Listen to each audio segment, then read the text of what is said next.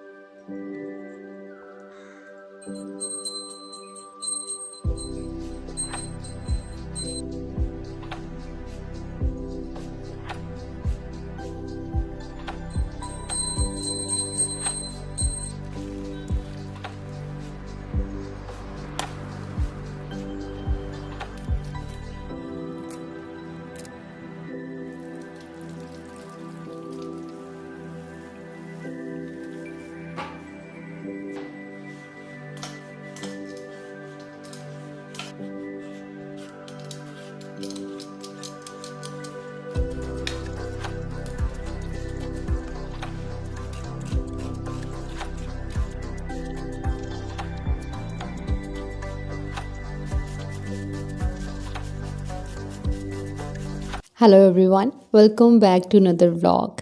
कुछ लोग मेरी शायरी बहुत मिस कर रहे थे, तो आज के व्लॉग की शुरुआत करूंगी 4 पंक्तियों के साथ। हालात होंगे कैसे ये मेरे हाथ में ना सही, पर तकदीर अपनी सोच से लिखने का दम रखते हैं। मुमकिन है मुश्किलें पीछा ही ना छोड़ें, पर हौसले बुलंद हों तो हारने का नहीं, हम जीतने का दम रखते हैं। पर तकदीर अपनी ही सोच से लिखने का दम रखते हैं।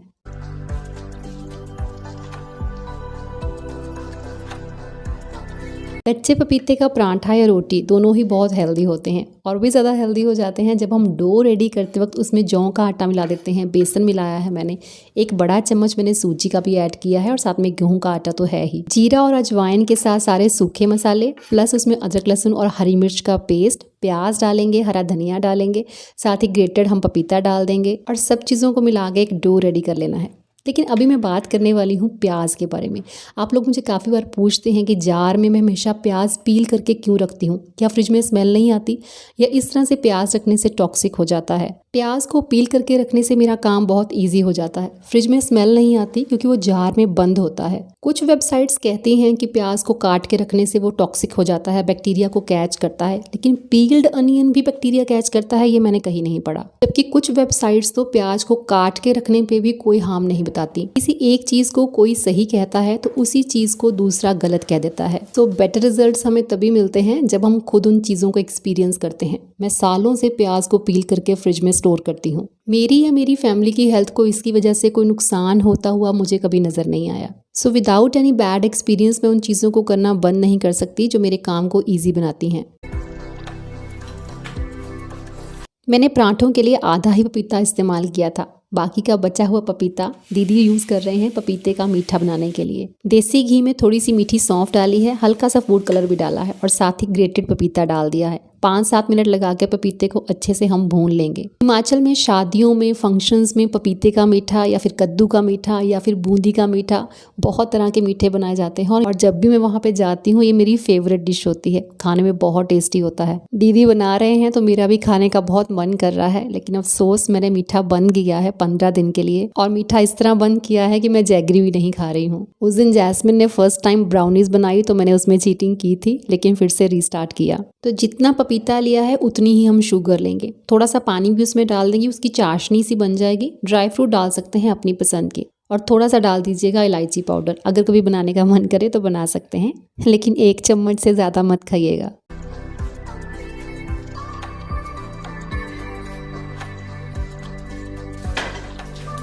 अभी मैं ब्रेकफास्ट करने जा रही हूँ, लेकिन ब्रेकफास्ट के साथ साथ ही मैं लंच की तैयारी भी शुरू कर देती हूँ। रात भर सोयाबीन की दाल को पानी में सोक कर दिया था, और अभी बस प्रेशर कुकर में पानी और नमक के साथ उसे बॉईल करने के लिए रख दिया है। 1 विसल आ जाए तो लो फ्लेम पे 15 मिनट और कुक करना है, एंड दैट्स इट।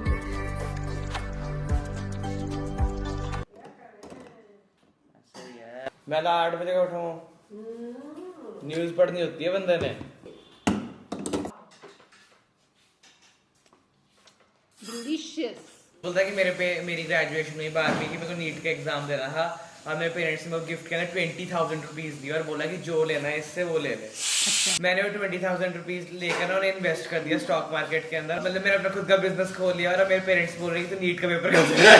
अब पेपर थोड़ी देगा वो, अब तो बात खत्म हो गई। मार्च में पेपर है हमारे, हो सकता है कि फर्स्ट या सेकंड वीक में हो जाएंगे। फिर बुआ आपके घर आऊंगा मैं, बुआ के घर जाएगा ये छुट्टियों में, है ना?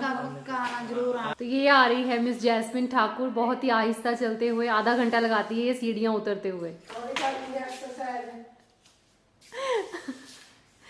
आप देख सकते हैं इसका फेस कैसे बना हुआ है। कल इन्होंने जिम में लेग डे लगाया है, दोनों का यही हाल है। दोनों का नहीं, सर ने भी लगाया, हम तीनों ने लेग डे लगाया। मसल पेन सबको होती है, जैस्मिन को भी हो रही है, जैसे लेग डे लगाते हैं। चलो बस चलते रहो, चलना तो पड़ेगा। गर्म पानी से नहा लो, गर्म पानी से नहाने के बाद थोड़ा आराम मिल जाता है।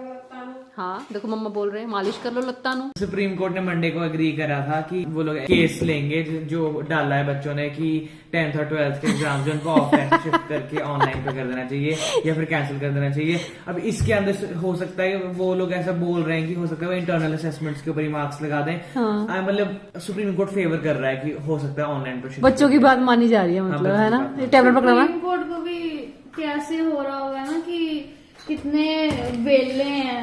ये नहीं दूसरा वाला वेले क्या है, मतलब बच्चे जाना ही चाहते हैं स्कूल। यही बात करी जा रहे हैं। तो वैसे तो ये लोग करते हैं कि ये लोग मूवीज भी देखने जाते हैं, तो ये लोग क्लब्स में भी जा रहे हैं, तब इनका कोई प्रॉब्लम नहीं होती है कोविड की। पर अब जैसे इनका ये आ गया है कि अब पेपर देने ऑफलाइन, तो इनका कोविड आ गया ऑल ऑफ अ सडन कि हमें पेपर नहीं देने हैं। पढ़ाइयाँ नहीं करी हुई ना, बहुत कंफर्टेबल हो गए थे चीटिंग कर करके ऑनलाइन देके एग्जाम। ऑनलाइन एग्जाम दे रहे हैं। कैसा लग रहा है उदय कि अब जाना पड़ेगा स्कूल? मेरा कोई प्रॉब्लम नहीं है, हमने सब पढ़ रखा है। सीरियसली? और नहीं तो क्या, कोई प्रॉब्लम नहीं है। के आया अपना वाइवा तो देख के आया भी कोई। हाँ। तो आग लगाई है उसमें। ये हर पेपर में आग लगाता है, जला के आता है पेपर को, है ना?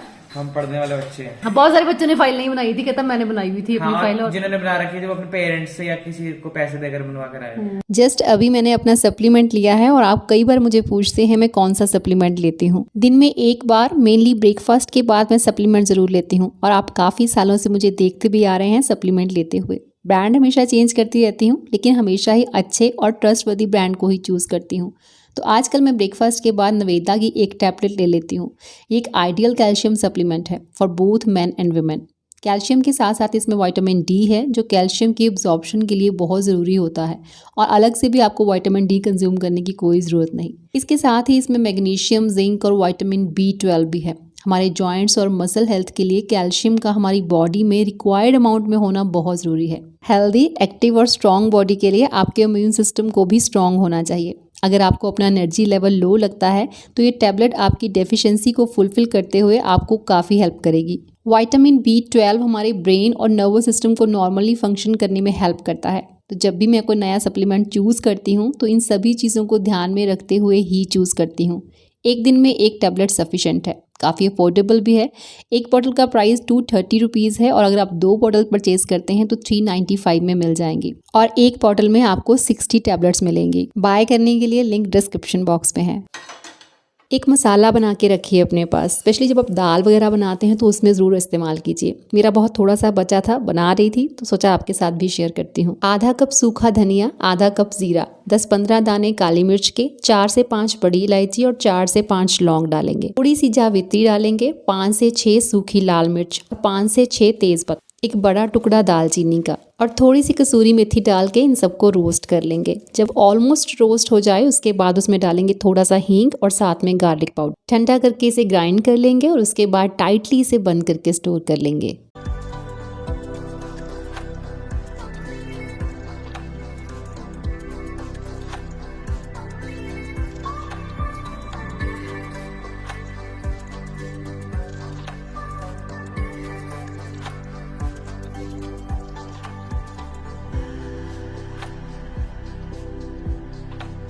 दाल बॉईल हो चुकी है, बस अब तड़का ही लगाना है, लेकिन साथ साथ शिमला मिर्च भी बना लेंगे तो उसे पहले काट के रख लेती हूँ। तो अंदर से इसको खोखला करके हमने खाली कर लेना है क्योंकि हम बनाएंगे स्टफ्ड शिमला मिर्च।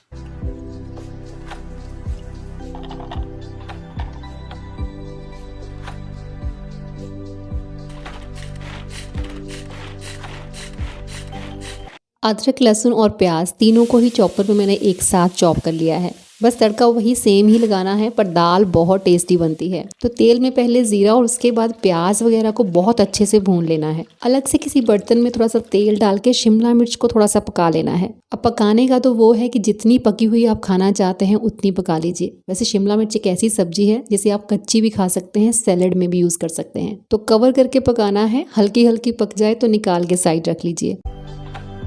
पील किया हुआ गार्लिक खत्म हो गया था तो मम्मा छीलने बैठ गए हैं, और आज तो हेल्प करने के लिए दीदी भी यहाँ पे हैं।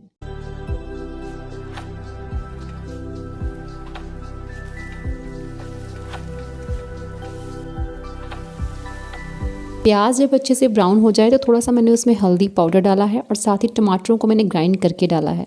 थोड़ा सा लाल मिर्च पाउडर और ज़ीरा पाउडर भी ऐड कर दिया है। लीजिए, अब ये लहसुन 1 हफ्ता चल जाएगा।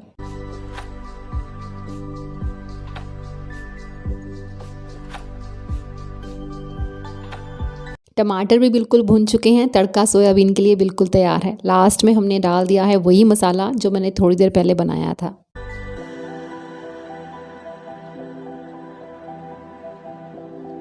तड़का डालने के बाद एटलीस्ट दाल को 10 मिनट और बॉईल होने दीजिए। उसके बाद इसका टेस्ट देखिएगा।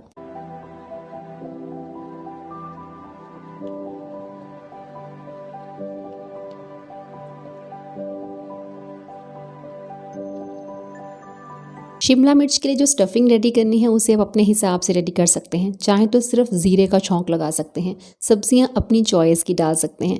मैंने यहाँ पे थोड़ा सा लहसुन भी डाला है और प्याज भी डाला है। कुछ पाउडर मसाले डालने के बाद मैं इसमें डालूंगी आलू, साथ में इसमें पनीर भी ऐड करूंगी। कुछ मैंने गाजर ग्रेट की है वो भी इसमें डालेंगे, और साथ ही मुझे अच्छे लगते हैं कॉर्न्स डालना, तो मैं कॉर्न्स भी डाल रही हूँ। आपकी अपनी चॉइस है, आप जो डालना चाहें डाल सकते हैं, जिसे छोड़ना चाहें उसे छोड़ सकते हैं।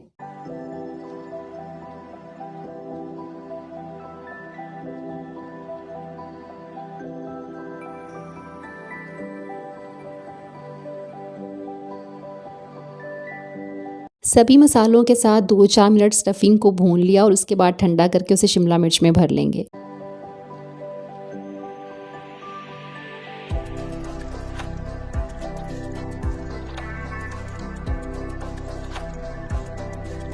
मेरे को भगवान ने इतनी हिम्मत दी है कि करते जाओ काम अपना, फर्ज करो बस। मैं इतनी बुढ़ी हो गई हूँ, मैं जवानी आई है अभी आया जीने रे ढंग ਹੁਣ ਅਸੀਂ ਬਾਹਰ ਜਾ ਕੇ ਮੁੰਡੇ ਛੇੜਨੇ ਹੁਣੀ दान छेड़े बड़े पापा को जेलस करेंगे आज हम। चलो है दीदी, बुढ़ी कौन है इत्थे? बूढ़े को उल्टी आते सिखा रही है दीदी बोल रहे हैं। वैसे तो ये शिमला मिर्च खाने के लिए पूरी तरह से तैयार है, लेकिन अगर आप चाहें इसको थोड़ा सा और सॉफ्ट करना तो थोड़ी देर के लिए बेक कर सकते हैं। मैंने 15 मिनट के लिए इसे बेक किया है। नहीं तो आप इसे नॉर्मल भी किसी बर्तन में थोड़ा सा तेल, थोड़ा सा पानी डाल के लिड लगा के 10 मिनट और पका सकते हैं। शीट आ गई हमारे पेपर की, ऑफलाइन होंगे, सब्जेक्टिव है, ठीक है। सब्जेक्टिव है, हाँ, तैयारी है ही नहीं सब्जेक्टिव बिल्कुल की। भी नहीं है।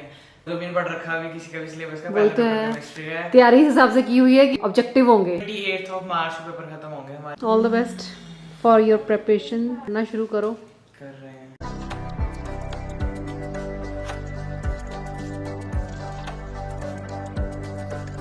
किचन को क्लीन करने के लिए मैं DIY क्लीनर का ही यूज़ करती हूँ। प्लस मैं 1-2 क्लीनर्स और बना के रखती हूँ हाउस क्लीनिंग के लिए। चलिए आप भी देखिए, आपको अच्छा लगे तो आप भी ट्राई कर सकते हैं। एसेंशियल ऑयल्स खुशबू के लिए होते हैं, डालना चाहें डाल सकते हैं, अदरवाइज स्किप कर सकते हैं। किचन अप्लायंसेस, काउंटर टॉप और टाइल्स सभी को मैं इसी से साफ करती हूँ, और इसके लिए 1 पार्ट वाटर और 1 पार्ट वाइट विनेगर लेना है। छोटी बोतल है तो मैंने ½ स्पून डाला है डिश वॉश सोप। बड़ी बोतल हो आपके पास तो आप 1 चम्मच डाल सकते हैं। 5 से 6 बूंदे एसेंशियल ऑयल की। इसे अच्छे से शेक कर लीजिए और यूज़ कीजिए। और मैं आपको श्योरिटी देती हूँ, अगर आप इसे अपने किचन में रखेंगे तो आपका किचन क्लीनिंग का काम बहुत ईजी हो जाएगा।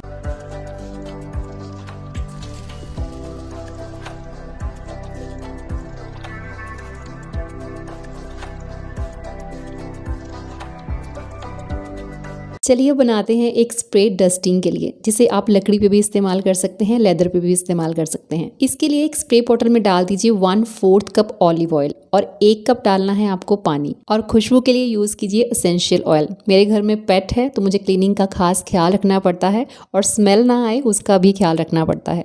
इसीलिए मैं अपने हर क्लीनर में एसेंशियल ऑयल्स का यूज़ करती हूँ। ये क्लीनर आपके फर्नीचर को क्लीन करने के साथ साथ शाइन भी देगा। घबराइएगा नहीं, ये मत सोचिएगा कि ऑयल ऐड किया है तो चिपचिपाहट हो जाएगी, कुछ नहीं होगा, आपका फर्नीचर बिल्कुल सेफ रहेगा। पानी और ऑयल सेपरेट हो जाते हैं तो हर बार यूज़ करने से पहले इसे अच्छे से शेक जरूर कर लीजिएगा।